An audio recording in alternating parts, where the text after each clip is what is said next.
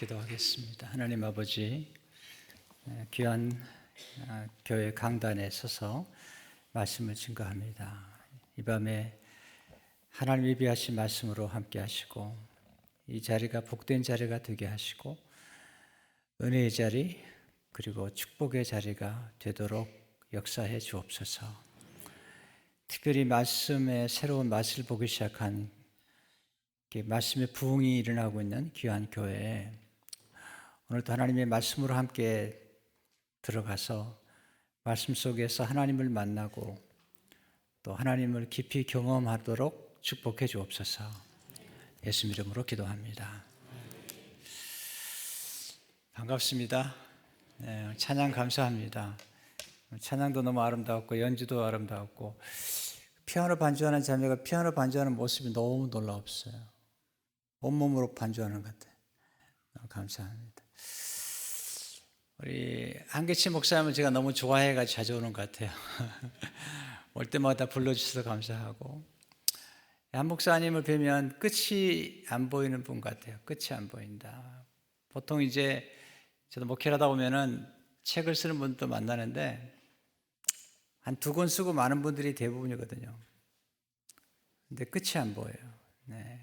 계속 출판 또 교파를 뛰어넘어서 사역하시는 모습들이 너무나 감동을 줍니다. 제가 한 목사님 따라가기 아주 힘들어가지고 죽겠습니다. 네. 최근에 주일 오후에 그 말씀의 부흥이 있다는 소식을 듣고 너무나 기쁩니다. 앉아있는 이런 생각이 들었거든요. 지금 성결교단에 말씀의 부흥이 필요한데 원래 중앙성결교회는 그 성결교단의 모판과 같은 것이죠. 모내기 할 때 일단 씨앗을 심어가지고 거기서부터 자라는 것들을 모내기를 해서 이렇게 곡식을 키우는데 이번에 주일날 오후에 하는 이 놀라운 말씀의 부흥운동이 한국 성결교회 전체에 퍼져가면 좋겠다. 왜냐하면 원래 교단의 모판, 서울신학대학의 모판 역할을 했던 교회이기 때문에 이번에 그 주일날 오후에 하는 이 놀라운 부흥의 역사가 한국 성결교회 전체에 이렇게 퍼져서 교회마다 말씀의 부흥이 일어나면 좋겠다 하는 생각이 들었습니다. 이번에 그렇게 될 줄로 믿습니다. 그래서 이번에 지금 준비한 것들이 목사님 워낙 저수를 잘 하시기 때문에 잘 준비해서 시스템을 잘 만들어서 성결교단뿐만 아니라 한국교회에 또 이민교회에 잘 나눠주면 교회마다 말씀의 부흥이 일어나면 좋겠다 하는 생각이 듭니다. 제가 살아오면서 가장 제게 기쁨을 주는 분들은 이 글맛을 아는 분들이세요. 글맛, 또 책맛을 아는 분들, 이런 분들을 만나면 말이 통해요. 또 더 감격을 주는 것은 이 말씀의 맛을 아는 분들. 교회 다니지만 말씀의 깊은 맛을 아는 분들이 많지 않아요. 정말 많지 않아요. 고기도 잘 먹는 사람이 잘 먹는 것처럼 하나님의 말씀의 맛을 봐야지 그 말씀의 맛을 볼 때에 놀라운 경험을 하게 됩니다. 이번에 한 6개월 동안에 성경을 한번 통독하게 되면 성경을 그냥 통독하는 게 아니라 우리 한 목사님 통해서 하나님의 말씀 전체를 이렇게 꿰뚫는 성경의 맥을 잡아주는 말씀을 공부하고 나면 성경이 새롭게 열리기 시작하죠. 성경에는 맥이 있어요. 맥. 그 점을 잘 찍어줘야 됩니다. 점을 잘 찍어주게 되면 성경 전체가 보이고 그 성경 전체 속에서 가장 중요한 주제인 예수 그리스도가 보이죠. 예수 그리스도가 보이도록 점을 찍어드리는 거죠. 성경 역사와 그리고 인물과 사건과 지리 이런 것들을 총체적으로 입체적으로 목사님이 지금 보여주실 텐데 그렇게 하면서 이제 점을 찍어서 연결시키면 성경의 맥이 잡히게 됩니다. 성경의 맥이 잡히면 성경이 보이기 시작하고 성경을 읽는 재미가 있게 됩니다. 성경은 드라마이기 때문에 드라마의 맛을 들이면 요즘 세상에 나오는 드라마보다 훨씬 재미있습니다. 세상에 드라마를 잘 만들지만 성경보다 좋은 드라마는 없잖아요. 요즘 옥중화 보세요, 옥중화. 아마 여러분은 성경 보느라 옥중화를 안 보시는 것 같은데 교포들이 많이 봐요. 성경을 안 보고 옥중화를 보다가 이 옥중화에 나오는 옥녀 때문에 기도를 다 합니다. 하나님, 옥녀가 위기에 처해 있는데 성경을 안 보고 드라마를 깊이 빠져들어가면 드라마에 나오는 주인공 때문에 기도를 하게 된다고요. 사실 성경에 나오는 그 메시지 속에 담긴 드라마는 우리가 너무나 감격을 주는 거라고 볼 수 있습니다. 사실은 중앙성일교회는 제가 자주 오는 이유가 하나 있습니다. 제가 살면서 배운 교훈 중에 하나가 뭐냐면 복을 받은 분 곁에 가면 복이 떨어집니다. 그래서 한 목사님은 제가 만난 목사님 가운데 가장 복을 많이 받은 분 중에 한 분이세요. 그래서 목사님 곁에만 따라다니면 복이 떨어지는 것 같아요.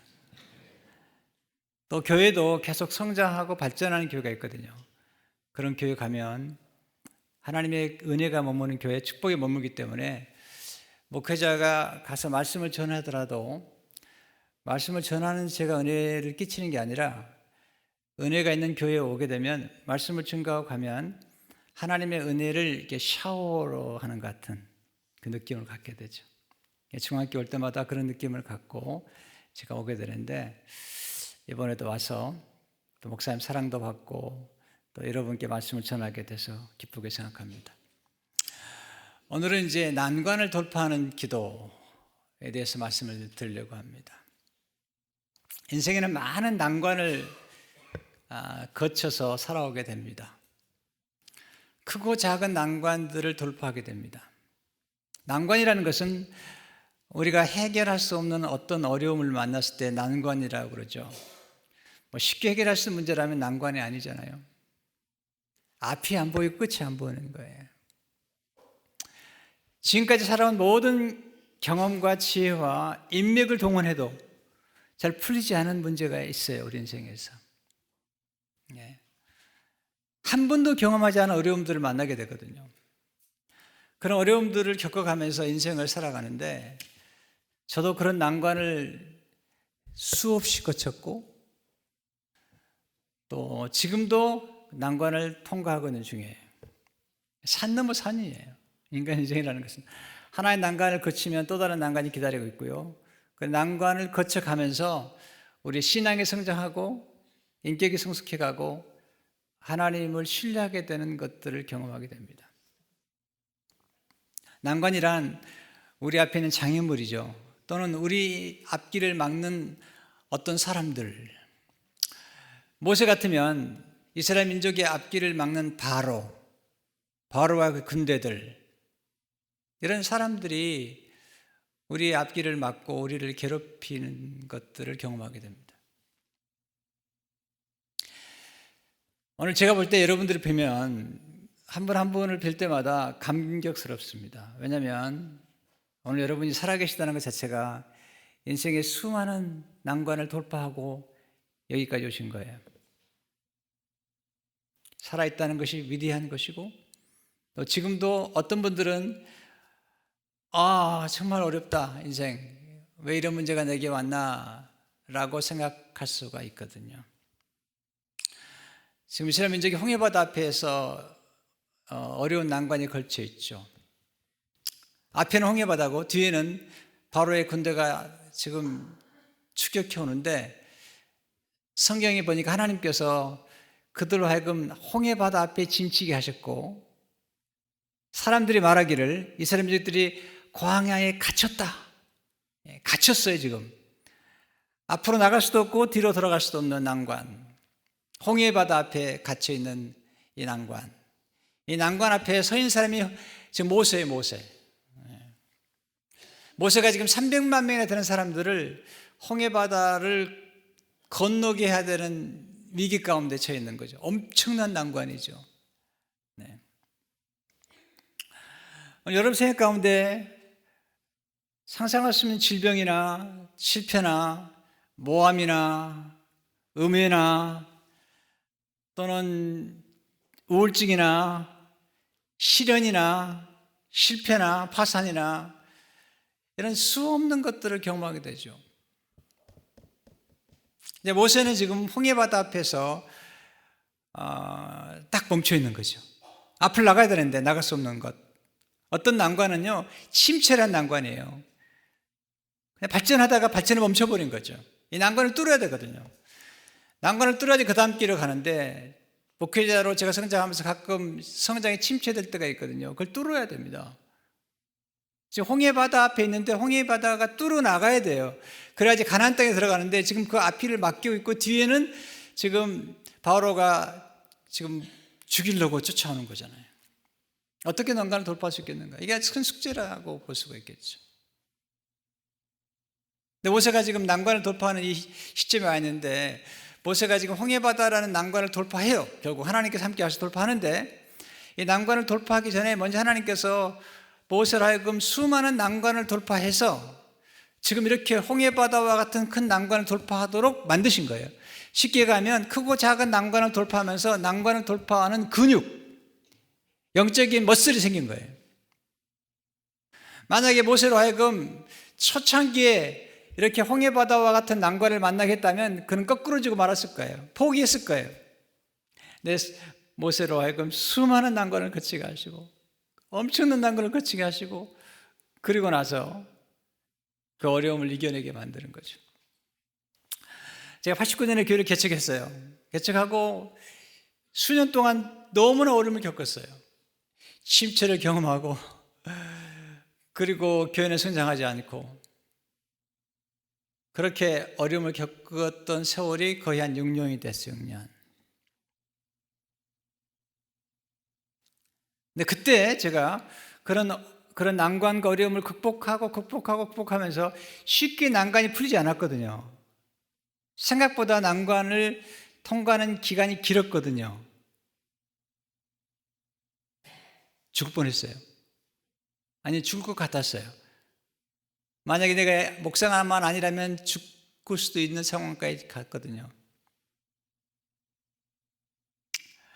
근데 나중에 제가 지금으로부터 벌써 한 7년 전에 진짜 제 생각 가운데 큰 난관을 만났어요. 이것은 상상할 수 없는 난관이에요. 네. 목회자로서 목회가 끝났다고 생각할 만큼 어려운 난관에 직면했어요. 근데 그 난관을 3년을 거쳐서 통과했어요. 그 3년도 통과한 다음에 지금 돌이켜보니까 내가 어떻게 그런 난관을 통과할 수 있었냐면 89년도에 교회를 개척해서 어려움을 겪었던 수년 동안의 난관을 돌파했던 경험들과 그 근육이 있었기 때문에 그 큰 어려운 난관을 돌파할 수 있었다는 생각이 들더라고요. 그러니까 내 생각 가운데 크고 작은 난관들은 앞으로 내가 경험했어야 될, 또 모르죠. 앞으로 겪어야 될 어떤 난관에 대한 전주곡으로서 경험하게 하셨던 거예요.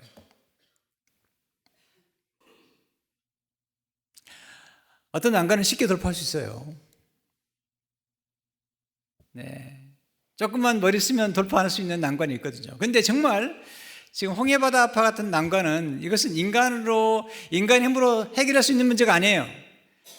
이것은 인간의 힘으로 해결할 수 있는 문제도 아니고 인간의 경험으로 해결할 수 있는 것도 아니고 300만이나 되는 사람들이 뭉쳤다고 해결되는 게 아니고 이것은 인간의 힘을 벗어난 하나님의 능력이 아니면 결코 해결할 수 없는 난관에 지금 직면한 거거든요. 혹시 여러분들 가운데 오늘 이런 난관이 있다면 잘 들으셔야 되고요. 또는 아직 그런 난관이 없다면 앞으로 이런 난관이 임할 수도 있기 때문에 잘 들어놓으셔야 되고요.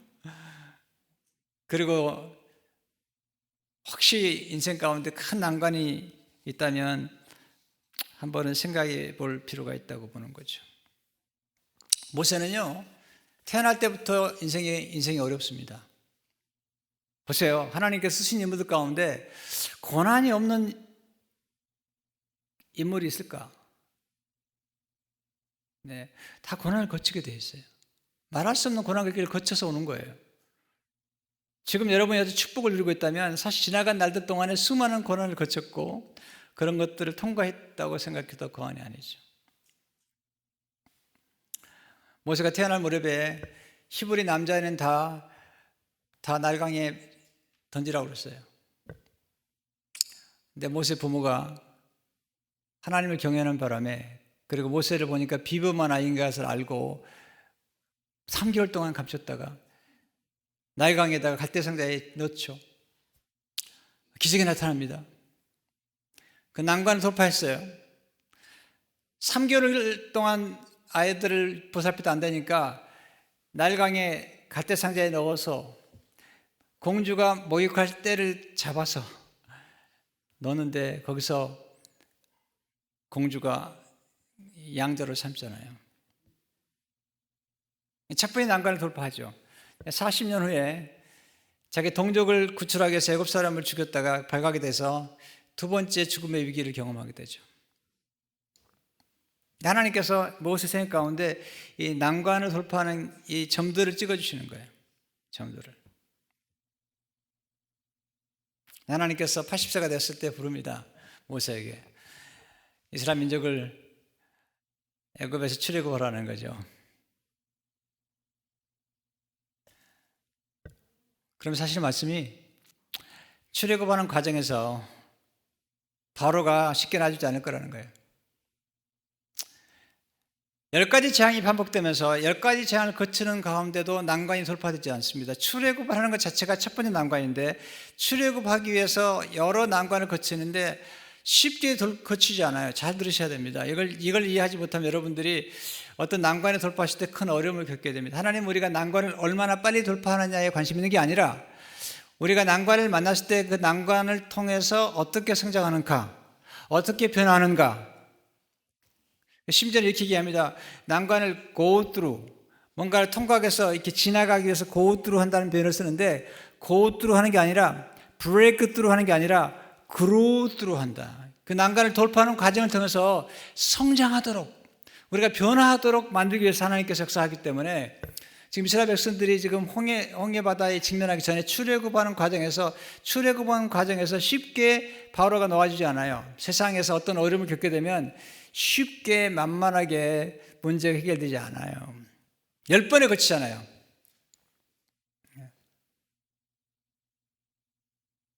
제가 만약에 몇 년 전에 어려움을 겪을 때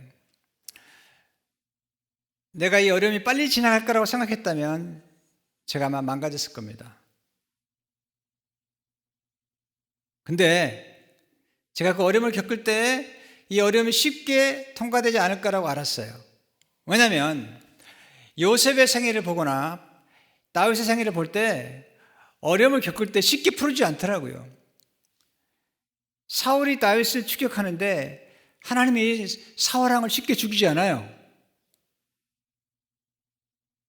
저도 어려움을 겪을 때 어떤 문제가 쉽게 해결될 거라고 생각하지 않았어요. 그렇기 때문에 제가 여유를 가지고 기도했고, 그리고 인내를 가지고 견뎠던 것 같아요. 요셉도 보니까 13년 동안 어려움을 겪더라고요. 그러니까 어떤 어려움을 과정을 통과할 때 하나님께서 쉽게 풀어주면 좋겠는데, 기도 한 방에 끝나면 좋겠는데 기도 한 방에 끝나지 않아요. 네. 왜 그런가? 하나님의 관심은 우리가 난관을 빨리 돌파하는 데 관심 있는 게 아니거든요. 난관을 돌파하는 과정을 통해서 어떻게 성장하고 어떻게 변화되고 어떻게 연단되는가에 대한 관심이 있는 거거든요.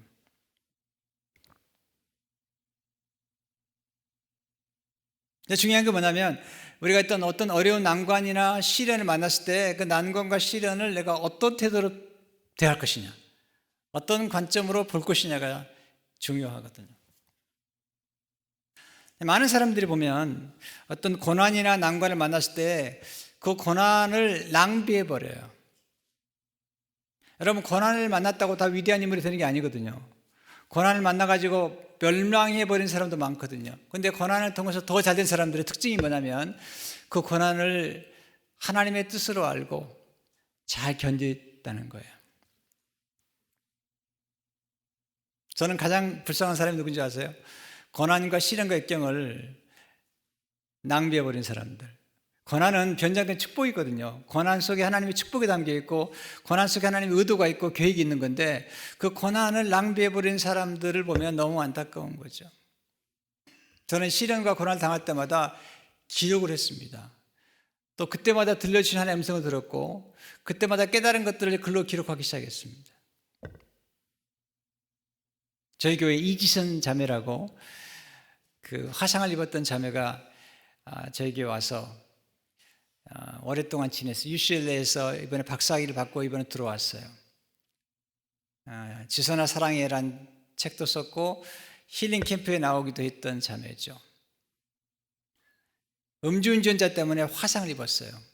이화여대를 졸업하고 너무나 예쁘고 너무나 아름다운 자매가 화상을 입고 말할 수 없는 어려움을 겪게 되죠. 수술을 수십 번 하고요. 이번에 수술만 끝나면 얼굴이 옛날 상태로 돌아올 줄 알았는데 집에 돌아보니까 자기 얼굴을 보니까 화성인 같더래요. 괴물 같더래요. 쉽게 고난이 지나가지 않았어요. 하나님께서 은혜를 주셨어요. 그 자매가 그 어려움을 만날 때마다 그 어려움의 순간마다 그 어려움의 매 순간마다 깨달은 것들과 겪었던 감정들을 글로 기록하기 시작했어요. 하나님께서 그 자매 마음속에 용서하는 마음을 주셨어요. 그래서 음주운전자에 대한 미움도 없어졌고 그리고 매 순간을 감사하기 시작했어요. 그래서 기록을 남겼던 거예요.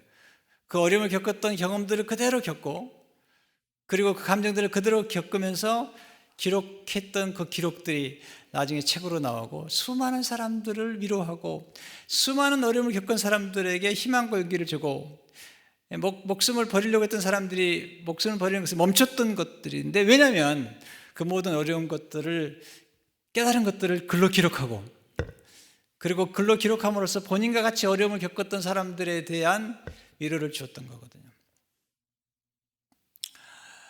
제가 이렇게 글로 쓰게 된 것들은 다 사실은 제 어려움 가운데 나온 것들입니다. 제가 어려움을 겪으면서 깨달은 게 많았어요. 그래서 89년도에 교회를 개척하고 어려움을 통과했고 그 다음에 2009년도에 지금부터 7년 전이죠. 내가 이제는 성비동 교회를 떠나서 나온 다음에 무슨 글을 쓸까 고민하다가 하나님 제 마음속에 두 가지를 주셨어요. 감사에 대해서 글을 써라. 또 하나는 견딤에 대해서 글을 써라. 견딤. 욥기를 읽어보니까 하나님께서 욥을 축복하시는데 욥에게 세 가지의 축복을 주셨어요. 하나님은 견딤의 은혜를 주시 견딤. 또 하나는 깨달음의 은혜를 주신 거죠. 그리고 그 가운데서도 감사하는 마음을 주신 거죠. 그렇지 않으면 어렵거든요. 그래서 감사해가는 글을 쓰기 시작했어요. 52주 동안 국민일보에 썼는데 그게 지금 영어로 책으로 나왔어요.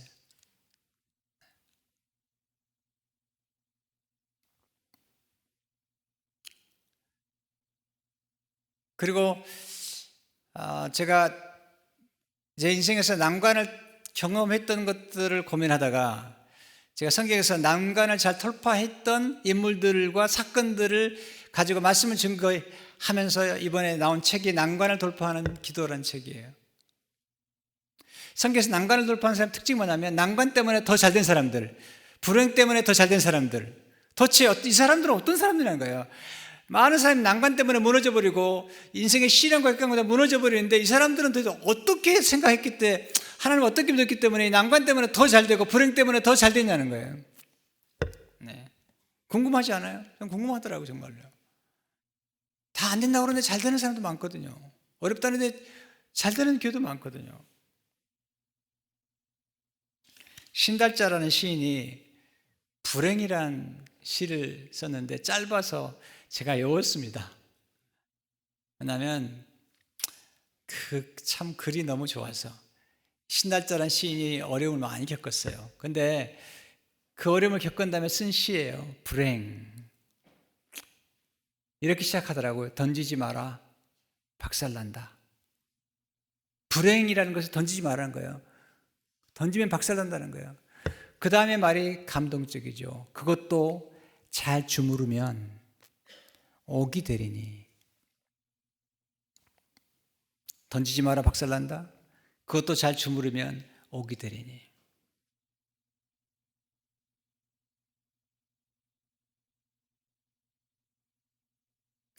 제가 교회에 어려움을 겪을 때 어떤 목사님이 저한테 전화를 해가지고 그러더라고요. 강 목사, 당신 그러다 쪽박 찬다, 쪽박 찬다. 쪽박 찾겠다고 생겼다고 나보고 그러더라고요. 당신 그러다 쪽박 찬다는 거예요.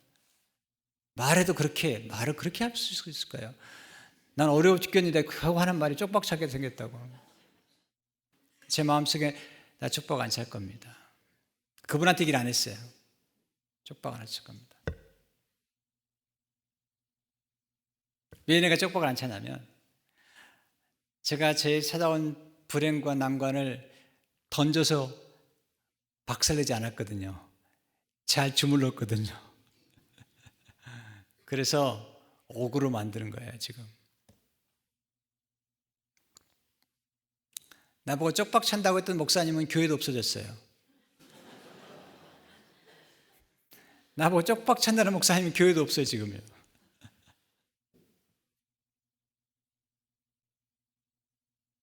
근데 하나님 은혜 주셔서 저희 교회가 부흥하고 있고, 지난번에 한번 간증한 적 있지만 또 큰 땅도 주셔서 지금 교회 건축을 시작했어요. 이 어려운 때. 불행도 잘 만지면 보석이 되는 거예요. 인생의 시련과 역경이지만 잘 만지고 잘 반응하면 그게 옥이 되고 보석이 돼가지고 하나님께 영광이 되는 거거든요.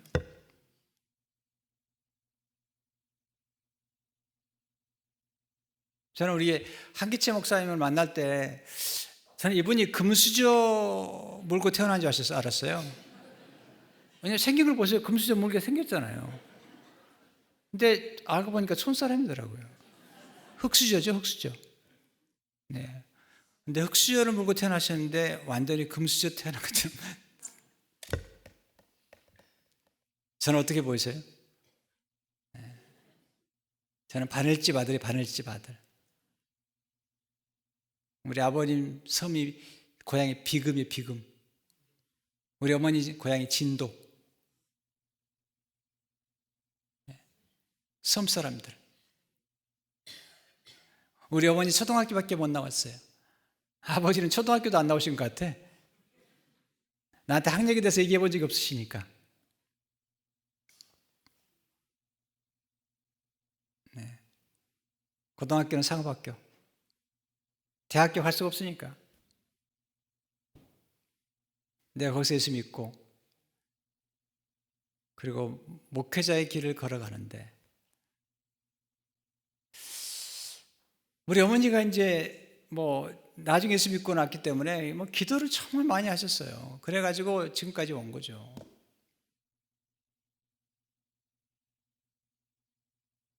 근데 감사한 건 뭐냐면 이런 시련과 역경을 통해서 걸어왔던 한 걸음 한 걸음들이 하나님께서 주신 어떤 걸음들인데 제가 부탁드려요. 여러분이 가끔 어려움을 만날 수 있는데 제발 던져서 박살내지 마시고 잘 주물어서 여러분 보석으로 만드시기 바랍니다.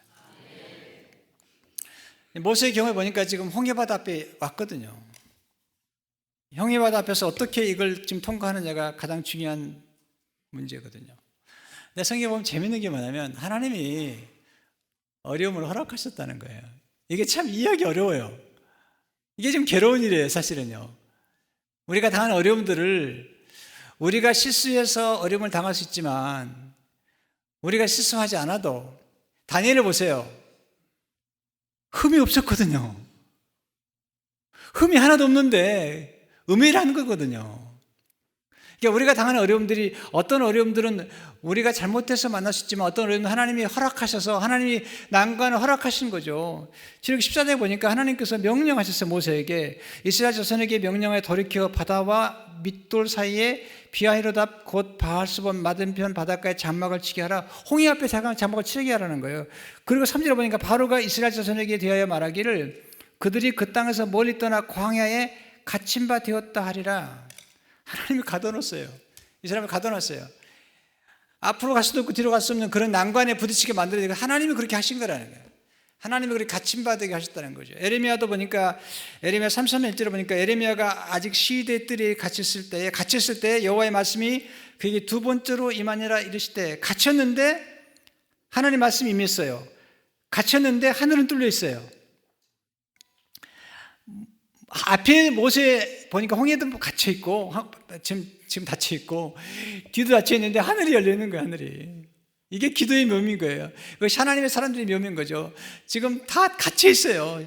지금 이 에레미야가 지금 시위대 뜰은 감옥이에요. 감옥에 갇혀 있는데 하늘은 열려 있는 거예요. 하늘이 열려서 하나님의 말씀이 한 거예요. 그리고 하시는 말씀이 너는 내게 부르지라는 거예요. 내가 내게 응답하겠고 내가 알지 못하는 크고 비밀한 일을 보이겠다는 거예요. 하나님 우리를 난간에 인도하시게 되면 우리가 수동태가 됩니다. 아무것도 할 수 없어요.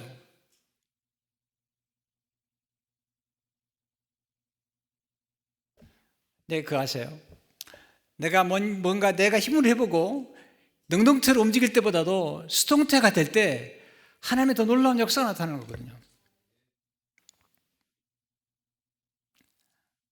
모세가 하는 게 뭐죠? 이스라엘 백성들은 원망하고 부르짖고 두려워하고 있거든요.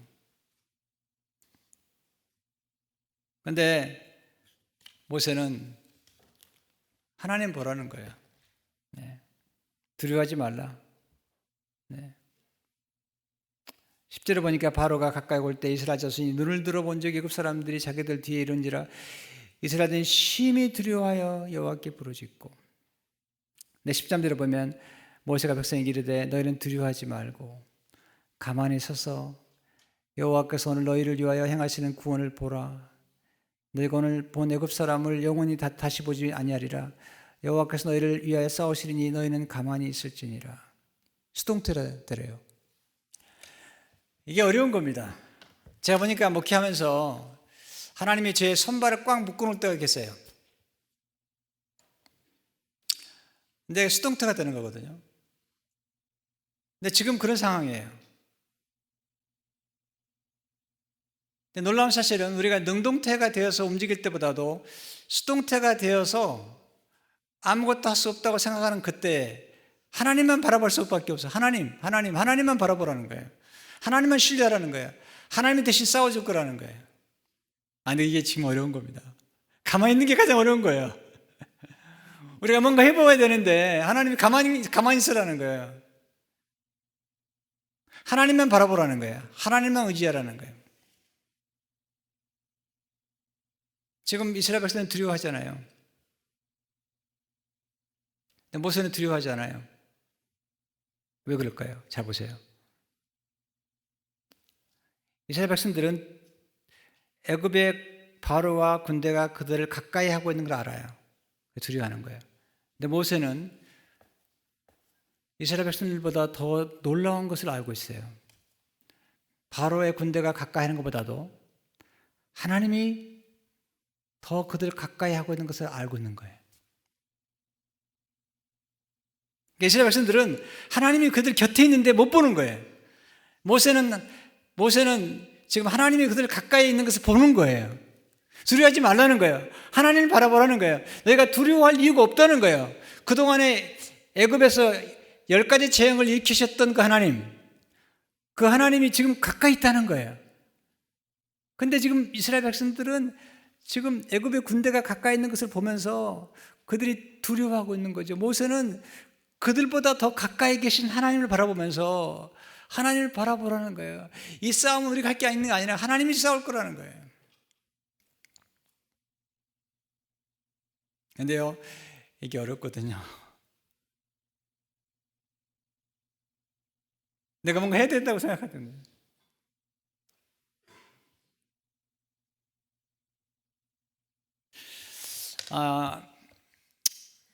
목사는요, 가끔 이런 유혹이 있는 거거든요. 신자들이 목사만 바라보기를 원하는 그런 유혹이 있습니다. 좋은 게 아니거든요. 제가 1년에 한 2번씩 한국에 나와요. 제가 나오는 이유가 뭐냐면 신자들이 너무 지루할 것 같더라고요. 똑같은 목사 보는 게 얼마나 지루한 줄 아십니까? 한기채 목사만 안 그렇겠지만 저는 그런 것 같아요. 근데 한 한 1년에 한 2번, 한 4주 비고, 또 이민교회 집회 한 2군데 가고, 또 선교지 갔다 오면 한 2달은 비거든요, 제가. 어떤 분이 그래요. 목사님 나가면 싫어요. 그래요. 근데 생각해 보세요. 여러분이 필요한 게 목사입니까? 하나님이십니까? 대답은 잘하셔.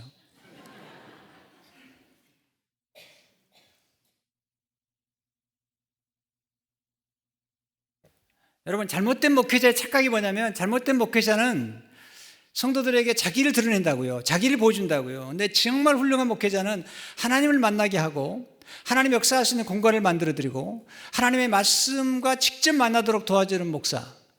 그게 진짜죠.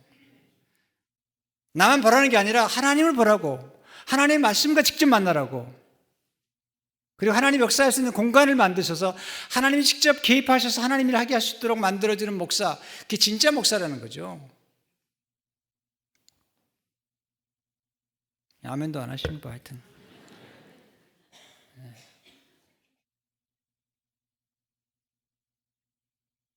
제가 목회할 때 가장 두려운 게 뭐냐면 신자들이 저를 너무 의지할까 봐.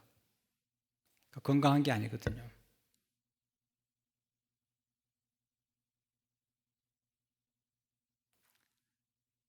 성도들이 필요한 건 물론 목회자도 필요하지만, 물론 목회자가 영적 인도자로서 안내해주고 생명의 꿀을 먹여주기 필요하지만, 여러분에게 정말 필요한 것은 하나님이시잖아요. 하나님을 만나야 되잖아요. 여러분, 하나님 만날까 걱정이시죠? 교인들 보면 재밌어요. 하나님 만나게 되려 기도하고요, 만날까 걱정이에요. 진짜 만날까 걱정이에요. 만나도 대충 만나야지 진짜 만날까 걱정이에요. 성령 읽다가 은혜 받을까 걱정이에요. 많이 봤거든요. 교인들 야갔어요. 만나면 변화될 게 많잖아요. 하나님 만나면. 근데 진짜 하나님을 경험한다면, 진짜 하나님의 은혜를 경험한다면 그런 생각하지 않습니다. 성경에 나타난 하나님은 또 어떤 분이신데, 우리를 얼마나 축복하십니까? 우리를 얼마나 사랑하시고 우리를 얼마나 위하신 분이신데.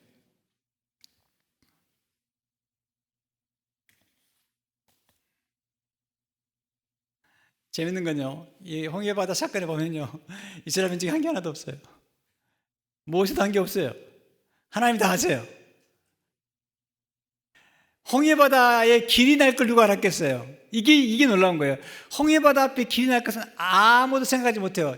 이스라엘 민족 전체뿐만 아니라 인류 역사상 홍해바다가 갈라질 거라고는 아무도 생각 못한 거죠. 이게 하나님이 우리 난관에 부딪히게 만들어가지고 문제가 그렇게 해결될지 모르거든요.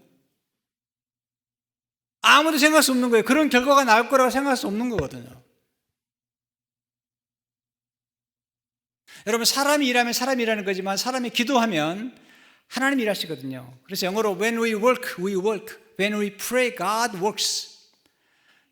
왜 기도가 중요하죠? 왜 하나님 신령이 중요하죠? 하나님 없이 우리가 일하려면 얼마나 힘들어요. 마치 차가 있는데 가스 없이 차를 움직이겠다는 거 똑같아요. 여러분, 차가 좋지만 가스 없이 움직이기가 얼마나 힘든데요. 하나님의 성령의 도우심 없이, 하나님 능력 없이 우리가 일한다는 거 얼마나 어려운데. 난관에 부딪혔을 때 우리가 하나님께 기도해야 돼요. 기도하고 하나님 의지해야 돼요. 그리고 하나님을 바라봐야 돼요. 그리고 하나님이 일하시도록 기회를 드려야 돼요. 기도란 무엇이냐면 하나님이 일하시도록 기회를 드리는 거예요. 내가 일해서 안 돼요. 내가 힘써도 안 돼요. 하나님이 일하시면 쉬워요. 홍해바다도 갈라져요. 홍해바다를 가르신 다음에 하나님께서 동풍을 불어가지고 마른 땅을 만드시거든요. 그리고 홍해바다 옆에 그들이 그렇게 힘들게 했던 애굽 사람들을 다 거기서 몰살시켜버려요. 왜 홍해바다까지 인도하시냐면 이래서 인도하는 거예요. 홍해바다까지 가야지 이스라엘 백성 눈에 보이도록, 애굽 사람들, 그들을 괴롭혔던 애굽 사람들이 눈에 보이도록 끝을 내버리는 거예요. 정집을 찍는 거예요.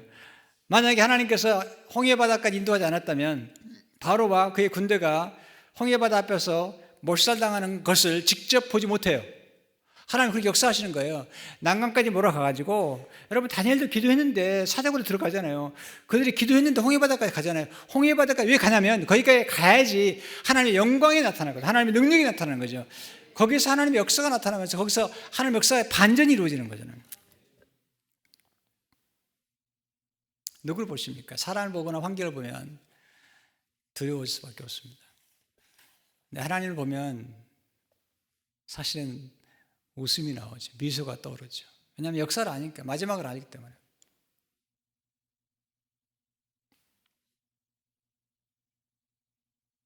여러분, 두려움을 극복해야 됩니다. 두려움을 극복하는 길은 딱 제가 경험하니까 세 가지밖에 없습니다. 하나님 말씀과 접촉해야 돼요. 하나님 말씀과 접촉하면서 하나님의 말씀을 통해서 하나님을 만나고, 그리고 믿음이 성장하면 두려움은 사라지게 되었거든요. 이스라엘 민족들이 지금 환경을 바라보고 있는 거예요. 애국 군대를 바라보는 거예요. 그러니까 두려움이 우리는 누구와 접촉하느냐, 무엇을 바라보냐에 따라서 우리의 감정이 달라지는데, 두려움을 극복하려면 하나님 말씀 속에 들어가서 말씀을 자꾸 읽어야 됩니다. 말씀을 자꾸 읽다 보면 믿음이 커져요. 믿음은 들으면서 나기 때문에, 믿음이 커지면 두려움은 사라지게 됐어요. 두려움은 감정이기 때문에. 두려움을 극복하는 길은 그거밖에 없어요. 또 하나는 사랑. 민족을 하나님 사랑하면 두려움을 극복해야 되죠. 사랑엔 두려움이 없다고 그랬잖아요. 하나님 사랑하고 이스라엘 민족을 사랑했던 모세는 두려움을 극복하잖아요. 또 하나는 사명의식입니다. 사명의식. 사명의식 가지면 모든 두려움을 극복할 수 있어요. 생명도 내놓을 수 있거든요. 정말 강력한 사람은 누구냐면, 사실 보면 제가 늘 강조하지만 꿈꾸는 사람, 하나님의 영광을 위해서 꿈꾸는 사람은 두려움을 극복해 버립니다. 다 초월해 버려요. 또 하나는 소유를 초월한 사람. 소유하지 말라는 얘기 아니에요. 소유해도 괜찮아요. 근데 소유에 집착하지 않고 소유를 초월한 사람들, 대단한 사람들이. 또 하나는 목숨에 연연하지 않은 사람들, 목숨을 내놓은 사람들, 이런 사람들이 세상을 움직이거든요. 모세가 그런 사람이잖아요. 수없이 죽음의 고비를 넘기는 거죠. 왜 두려움을 극복했냐면, 두려움을 극복해야만이 우리 마음속에 평정심을 유지해요. 평정심. 그래야 하나님의 음성을 듣거든요. 제일 무서운 싸움이 자기와 싸움이고 마음의 두려움인데, 하나님 바라보고 말씀과 접촉하고 내게 주어진 사명이 있다면, 하나님 약속하셨잖아요. 모세에게 내가 바로 앞에 신이 되게 만들겠고, 내가 하나님의 영광을 위해서 이스라엘 민족을 출애굽시킬 거라고 약속하셨고, 그 사건 속에서 어린 양의 희생을 당하고 지금 홍해바다가 갈라지는 경험을 하고 있는 거거든요.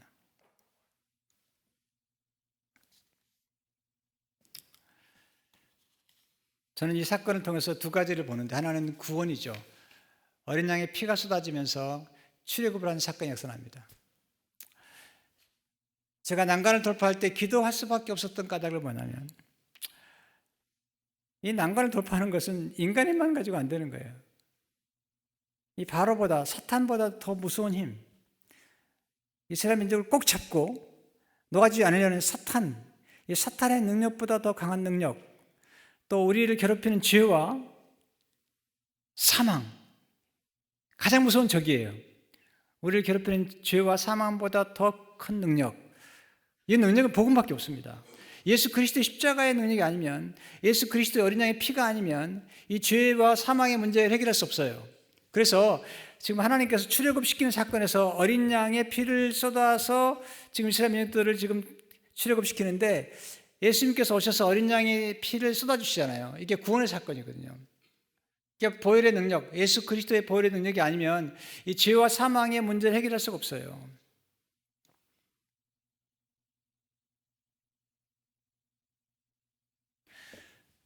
그래서 이스라엘 민족들을 지금 구원하기 위해서 하나님께서 구원을 이루기 위해서 어린 양의 피를 쏟게 만드시고 지금 홍해바다를 건너는데, 성경은 홍해바다를 건너는 사건을 세례라고 해요. 세례. 이건 구원사적으로 엄청난 사건입니다. 자, 보세요. 어린아이가 태어날 때 어머니가 양수가 터집니다. 물이 쏟아집니다. 그리고 어머니가 피를 쏟습니다. 그리고 생명이 태어납니다. 이스라엘 민족이 지금 애굽이라는 고센 땅에서 70명으로 들어갔던 그들이 고센 땅이라는 큰 자궁 안에서 하나의 민족으로 지금 큰 거예요. 300만 명이나 되는 민족으로 큰 거죠. 이 300만 명이나 되는 히브리 노예들이 위대한 민족으로 지금 탄생하는 순간에, 그 고센이라는 자궁 안에서 지금 탄생하는 순간에 두 가지가 쏟아져야 돼요. 하나는 피가 쏟아져야 되고, 하나는 물이 쏟아져야 됩니다. 어머니의 자궁 안에 있는 피가 쏟아지고 양수가 터진 것처럼 지금 이스라엘 민족을 거대한 민족을 만들기 위해서 하나님이 하신 일이 뭐냐면, 엄청난 어린 양의 피가 쏟아집니다. 또 하나는 홍해바다를 건너면서 세례를 받으면서 엄청난 물이 쏟아집니다. 그리고 광야 교회로 들어갑니다. 그리고 신령한 양식과 신령한 음식을 만드는데 이게 성례전이에요. 성례전. 세례와 그리고 성찬이 함께 이루어지는 것이 어디냐면 홍해바다와 광야거든요. 그래서 바울이 그러는 거예요. 그들이 다 물가운데로 바닷가운데로 건너 세례를 받았고, 세례를 받은 후에 그들이 신령한 음료를 마시고 반석에서 신령한 만나 양식을 먹었다는 거예요. 이게 이제 성경에 나타난 이 난관을 통과하는 과정에서 하셨던 역사거든요. 저는 이 사건 속에서 놀라운 걸 경험하게 돼요. 어린 양이 예수님 십자가 돌아가시잖아요. 그리고 예수님이 십자가 돌아가시면서 몸에서 피가 쏟아지고 물이 쏟아지죠. 그리고 우리에게 신령한 양식을 주시죠. 내가 주는 떡은 내 살이니라. 내가 주는 이 잔은 너의 죄를 속하게 한 피니라. 여러분, 교회 나오는 이유가 뭔지 아셔야 됩니다. 교회에 나와서 이 영적인 진리를 깨닫지 않으면 교회에 나와도요 얻은 게 없습니다. 여러분, 교회에 와서 세상에 주는 것들만 생각하고, 예자면 뭐 돈을 잘 벌거나 아니면 건강하거나, 이건 세상도 줄 수 있는 거거든요. 근데 교회에 와야만 얻을 수 있는 것, 그건 생명의 떡이고 성찬, 교회에서 줄 수 없는 거예요. 생명수, 예수님의 보혈, 성령의 생수, 말씀의 생수, 이것들은 교회가 아니면 줄 수 없는 것이거든요. 여러분, 교회는 그리스도의 몸이잖아요. 예수님의 몸에서 쏟아진 게 뭐죠? 옆구리를 찔렀어요. 찔렀더니 피가 나오고 그리고 물이 나왔습니다. 잘 보세요. 저는 여기서 예수님의 몸에서 쏟아진 게 생수의 강들인데, 생수의 강들이에요. 강이 아니에요. 영어에 보게 되면 생수의 강들이라고 그래서 streams of water, 생수의 강들이라는 거예요. 구원의 우물들이에요. 복수예요. 예수님이 말씀이 육신이 되셨잖아요. 말씀인데 육신이 되셨어요. 원래 예수님이 말씀이에요. 근데 육신이 되셨어요. 육신이 말씀 덩어리예요. 말씀 덩어리이기 때문에 옆구리를 찔렀더니 말씀이 쏟아진 거예요. 그게 말씀의 생수예요. 예수님이 말씀인데 육신이 되셨어요. 찔렀더니, 옆구리 찔렀더니 그게 뭐냐면 생수가 되신 거예요. 근데 생수가 첫 번째 성이 말씀의 생수죠. 예수님 몸에서 말씀이 쏟아진 거죠. 근데 예수님의 요한복음 보면 1장에 보게 되면 말씀이 육신일 뿐만 아니라 어린 양이 되셨다는 거예요. 어린 양이 찔렀더니 어린 양의 몸에서 피가 나온 거죠. 어린 양의 보혈이죠. 근데 성경에 보니까 예수님을 반석이라고 말씀하시죠. 반석을 쳤더니 생수가 나온 거죠. 그게 말씀의 생수요, 그리고 보혈의 생수요, 성령의 생수인데, 이 세 가지가 다 예수님 몸에서 나온 거죠. 예수님 몸이 어디죠? 교회죠.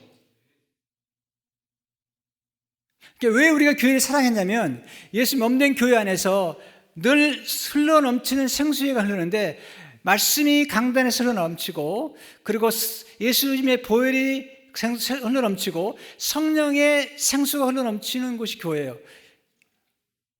백악관이 아니에요. 교회예요, 교회. 왜 교회 사랑해야 되죠? 바로 이 사랑. 하나님께서 우리 영혼을 구원하기 위해서 바로 그런 사실, 아겠지만 생명을 잉태하고 탄생하려면 반드시 1대1이에요. 여러분들 한 명씩 구원해야 돼요. 왜냐하면 생명은 한꺼번에 태어나는 게 아니에요. 1대1로 태어나는 거예요. 그래서 지금 이 중앙성결교회가 지금 벌이고 있는 이 111 세 가지 운동이 너무나 놀라운 운동이에요. 하나님 사랑은 뭐 어떻게 할 수 있죠? 말씀 사랑이죠. 하나님 사랑한다고 하면서 말씀 사랑하지 않는다면, 여러분 목사님 사랑한다면서 목사님이 쓴 책이나 목사님 설교를 사랑하지 않는다면 그 말이 안 되는 거예요. 목사님 사랑한데 목사님 설교는 싫어요. 말이 안 되는 거잖아요. 하나님 사랑한다면 하나님 말씀을 사랑해야죠. 하나님 말씀에 순종해야죠. 그래서 하나님의 말씀을 통독하고 그 말씀을 공부하는 것은 하나님의 사랑으로 가는 길이죠. 여러분 진짜 사랑해 보세요. 흠모하게 됩니다. 진짜 좋아해 보세요. 자랑하게 됩니다. 이 좋아한다는 것과요 사랑한다는 건 다릅니다. 사랑한다는 것은 갈망하고 흠모하는 거예요. 그런 차원이에요. 이것은요 늘 생각하는 거예요. 누구 정말 좋아해 보세요. 늘 생각하는 거예요. 내가 하나님 사랑한다고 할 때는 하나님 진짜 사랑하잖아요. 흠모할 수밖에 없어. 갈망할 수밖에 없어. 늘 생각할 수밖에 없어요. 한 목사님 보니까 사모님도 사랑하지만 딸을 더 사랑하는 것 같아요. 그래서 사모님은 흠모한지 모르지만 딸은 갈망하는 것 같아요. 늘 생각해. 사랑하니까. 근데 하나님 사랑해 보세요. 여러분, 우리가요, 사랑하는 것과 잘하는 것이 왜 중요하냐면요, 우리는 잘하는 것을 의지하거든요. 돈 잘하는 사람은 돈 의지하는 거예요. 건강 잘하는 사람은 건강 의지하는 거예요. 권세 잘하는 사람은 권세를 의지하는 거예요. 그런데 그것들은요, 부러진 다리와 같은 거예요. 곧 사라지는 거예요. 권세, 대통령 돼봐야 5년밖에 안 돼요. 잘못하면 감옥 가요. 죄송하지만 그 권세에 의지했는데, 자랑했는데 그것 때문에 망하는 거예요. 다윗이 그렇기 때문에 자기는 병기도 군사도 자랑하지 않겠다는 거예요. 여호와의 이름을 자랑하겠다는 거예요. 사도 바울이 십자가 자랑하겠다는 거예요. 왜냐하면 자기는 십자가를 의지하겠다는 거예요. 우리가 의지하는 걸 가지고 자랑하는 거예요. 우리가 자랑하는 것까지 의지하기 때문에, 여러분, 하나님 자랑하는 사람 하나님 의지하는 거예요. 하나님 말씀을 자랑하는 사람 하나님 말씀 의지하는 거예요. 교회에 자랑하는 사람은 교회를 의지하는 거예요. 하나님 이스라엘 백성들을 구원하잖아요. 근데 어린 양이 한 마리씩 죽어요. 왜냐하면 한 영혼과 함께 가족 공동체로 하나님 구원하시거든요. 그래서 하나님 사랑, 말씀 사랑, 그리고 한 영혼을 구원해서 정착하게 만드는 것. 왜 중요하냐면요, 여러분, 아기 낳자마자 버린 사람은 진짜 엄마이 아니에요. 여러분, 아기를 낳는 게 쉬워요? 키우는 게 쉬워요? 다시 묻겠어요? 여러분, 말이 안 통하네. 아이를 낳을 때는 피를 쏟지만 아이를 기를 때는 피를 말리는 거예요. 전도하는 건 쉬워요. 한 영혼을 데려와서 하나님의 교회에 뿌리를 내리고 예수에게 뿌리를 내리게 하는 데는 이건 엄청난 기도와 사랑이 필요해요. 전도만 해서는 안 돼요. 양육이 필요해요. 만약 전도하고 양육하지 않는다면 뭐와 같으냐면, 아이를 안 놓고 그냥 팽개치는 엄마와 같은 거예요. 한 영혼을 데려왔으면 그 영혼이 예수 그리스도 안에 뿌리를 내리고 성장하고, 그리고 그리스도의 제자가 되고 그 또 다른 제자를 만드는 재생산할 수 있는 거기까지 가야 되잖아요. 세 번째, 교회 사랑이죠. 왜 교회 사랑하지? 그리스도 몸이니까. 그리스도 몸에서 쏟아져 나오는 게 생수잖아요. 에스겔 47장에 보면 그 생수의 강이 흘러나오는데 성전 문지방에서 나오는 거거든요. 성전에서 흘러나오는 거예요. 예수 그리스도 몸에서 지금 생수가 나오는데, 말씀의 생수가 나오고 보혈의 생수가 나오고, 그리고 성령의 생수가 나와서 죽은 걸 살리고, 그리고 살아있는 것들은 더 놀라운 번영하게 만드는 거거든요. 시간이 다 됐네요. 30분 설교하겠다 했더니 목사님 1시간 해야 된다고 그러더라고요. 근데 계속 길게 하면 더 초청 안 한다고 그러더라고요. 그 얘기는 안 하셨는데,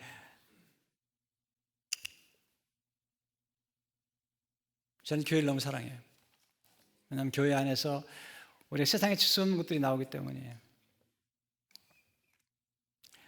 14장, 15장 가면 마라의 쓴물이 나오거든요.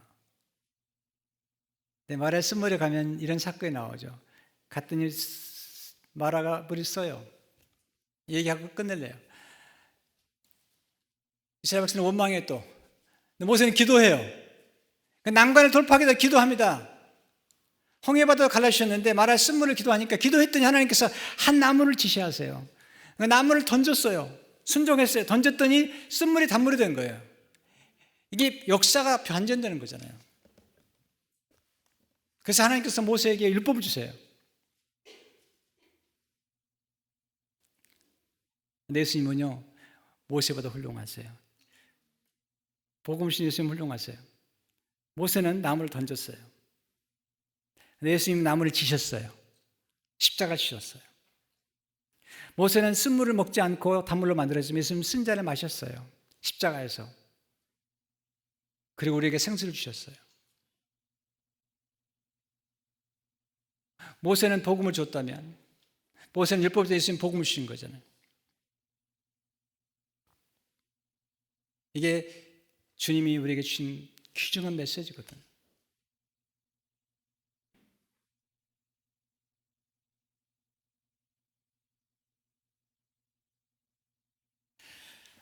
제가 이 말씀을 한번 준비하면서 묵상하다가 모세는 쓴물을 단물로 만들었는데 예수님은 더 위대하시다. 왜냐하면 물을 포도주로 만들었기 때문에. 이건 디멘션이 차원이 다른 거예요. 쓴물을 단물로 만드는 정도가 아니라 예수님은 우리 인생을 쓴물로 단물로 만드는 정도가 아니라 보통 물을 값비싼 포도주로 만들어서 가치를 더해줬거든요. 근데 마크 베테스는 그보다 더 놀라운 일이 벌어졌다. 예수님이 일으키신 가장 위대한 기적은, 가장 놀라운 기적은, 물로 포도주를 만든 사건보다 더 놀라운 기적은 십자가 지기 전에 최후의 만찬 자리에서 일어났는데, 거기서 예수님은 포도주를 피로 만들었다는 거예요. 보혈로. 전 인류의 죄를 사하고 사탄을 물리칠 수 있고 죄를 물리칠 수 있는 가장 두려워하는 죄와 사탄과 죽음을 물리칠 수 있는 능력이 나타나는데, 예수님께서 포도주를 피로 만든 그 기적은 가장 위대한 것이다. 가끔 인생 가운데서 수동태가 될 때가 있을 겁니다. 예수님도 보세요. 십자가에 죽으실 때는 수동태거든요. 3년 동안 열심히 일하셨어요. 주님도 수많은 사람을 고쳤지만 주님이 수많은 사람을 고치고 기적이 일으키면서 더 놀라운 기적이 십자가에서 이루어졌어요. 왜냐하면 십자가에서 아무것도 없을 때 두 팔을 벌리고 하나님께 맡겼더니 인류 구원의 역사가 나타났어요. 난관을 돌파하는 기력이 있습니다. 하나님 의지하는 것, 하나님 바라보는 것. 이번에 여러분 교회가 참 놀라운 운동을 일으킨 걸 정말 기뻐합니다. 말씀 운동, 영혼 구원 운동, 세 번째 교회 사랑 운동을 벌이는데, 이건 정말 성경적일 뿐만 아니라 하나님 정말 기뻐하신 일입니다. 난관을 만날 때 두려워하지 마시고 이 난관을 통해서 더욱더 축복을 받는 은혜를 받기 원하시고요. 여러분 불행 던지지 마세요. 박살납니다. 잘 만지시면 오게 되는 거예요. 보석이 되는 거예요. 여러분 기도하는 가운데 난관을 돌파한 후에 더 큰 축복을 받는 여러분 되시기를 주의 이름으로 축원합니다. 하나님 아버지 감사합니다. 오늘 귀한 교회에 와서 난관을 돌파하는 기도에 대해서 말씀을 드렸습니다. 어려움을 만날 때 이스라엘 백성은 원망했지만 모세는 기도했습니다. 난관을 돌파하는 데 큰 능력과 도움이 필요한데 모세는 기도하는 가운데 큰 능력을 통해서 홍해 바다가 갈라지고 그리고 쓴물이 단물이 되는 걸 경험했습니다. 우리 주님 오셔서 홍해 바다를 가르는 정도가 아니라 쓴물을 단물로 만드는 정도가 아니라 인류를 구원하시는 놀라운 일을 이루셨습니다. 주님 이 귀한 복음 역사가 교회 안에서 넘쳐날 수 있도록 축복해 주시고 우리 한 목사님 정말 이렇게 존귀하게 사용하신 중에 계신데 하나님이여 놀라운 역사를 일으키셔서 귀한 교회가 하나님 성결교회와 모든 이민교회와 한국교회의 또 다른 모판이 되어서 귀한 말씀의 운동이 하나님 아버지 전 세계를 향해 뻗어나갈 수 있도록 역사해 주옵소서. 예수 이름으로 기도하옵나이다. 아멘.